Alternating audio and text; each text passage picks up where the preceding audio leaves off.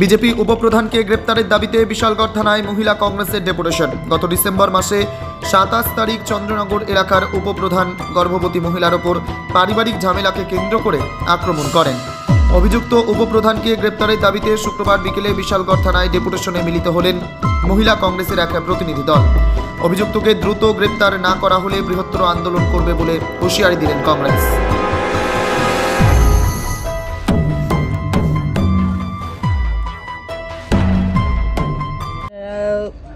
হয়তোবা দেখেছেন, কারণ সোশ্যাল মিডিয়াতে এটা প্রচার হয়েছে ফার্স্ট, যে বিশালগড়ের 1 নম্বর চন্দননগরে এক মহিলাকে উপপ্রধান বাচ্চাদের নিয়ে বৎসা বাঁধার পরে ওরা গেছে,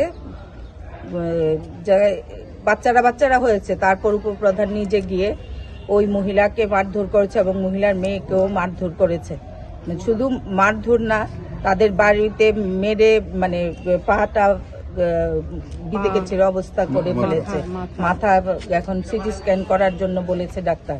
এই পর্যায়ে মহিলাদের উপর ত্রিপুরা রাজ্যে, এটা নতুন নয়, একের পর এক ঘটনা তারা ঘটাচ্ছে এবং আজকে 27শে ডিসেম্বর এই ঘটনা ঘটেছে এবং 27শে ডিসেম্বর সন্ধ্যার সময় এসে ওরা কেস দিয়ে গেছে, কিন্তু আজ অবধি, আজকে হচ্ছে 16 জানুয়ারি, আজকে কতটা দিন, এর মধ্যে কোনো অ্যাকশন নেই। তো এবং ওই ভিকটিম প্রেগনেন্ট 3 মাসের, সেই অবস্থায় একের পর এক মহিলাদের উপর এই বর্বরচিত আক্রমণ, অত্যাচার এই বিজেপির সরকারে ঘটছে, সেটা আমি তীব্র ভাষায় নিন্দা এবং প্রতিবাদ জানাচ্ছি এবং অতি সত্বর যেন এই উপপ্রধানকে অ্যারেস্ট করা হয় এই ঘটনার পরিপ্রেক্ষিতে।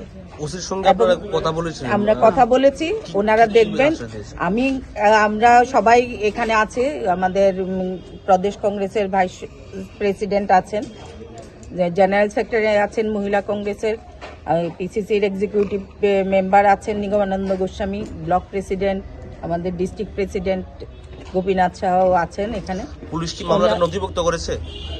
অবশ্যই এটা করেছে 27শে ডিসেম্বর। হ্যাঁ, এখনো আজকে অলরেডি 18 দিন পার হয়ে গেছে বলেছে। আমরা এখন দেখছে আমরা আসার পরে বলেছে। তো আমরা বললাম যে এটা আশা করেছিলাম আপনারা কেস ফাইল হওয়ার পরেই আপনারা এটা পদক্ষেপ নেবেন, কিন্তু এখন অবধি কোনো পদক্ষেপ কি কারণে নেননি এটা আমরা জানতে চাইছি। তো বলছে যে ঠিক আছে, আমরা দেখছি, 2 পক্ষেরই কেস দিয়েছে। 2 পক্ষ কেস দিতেই পারে, আমি বাঁচতে গেলে তো আমি দেবই ওনার বিরুদ্ধে কেস, কিন্তু তার জন্য আপনারা তদন্ত করবেন না, সেটা অবশ্য বিজেপি ডবল ইঞ্জিনের সরকারের কাছ থেকে আমরা এর থেকে বেশি কিছু আশাও করি না। তথাপি আমরা ত্রিপুরা প্রদেশ মহিলা কংগ্রেস থেকে এইভাবে যদি মহিলাদের উপর একের পর এক অত্যাচার সংগঠিত করতে থাকে, আমরা বৃহত্তর আন্দোলন গড়ে তুলব এবং এই জবাব আমাদের মাননীয় মুখ্যমন্ত্রী তথা স্বরাষ্ট্রমন্ত্রীকে জবাব দিতেই হবে।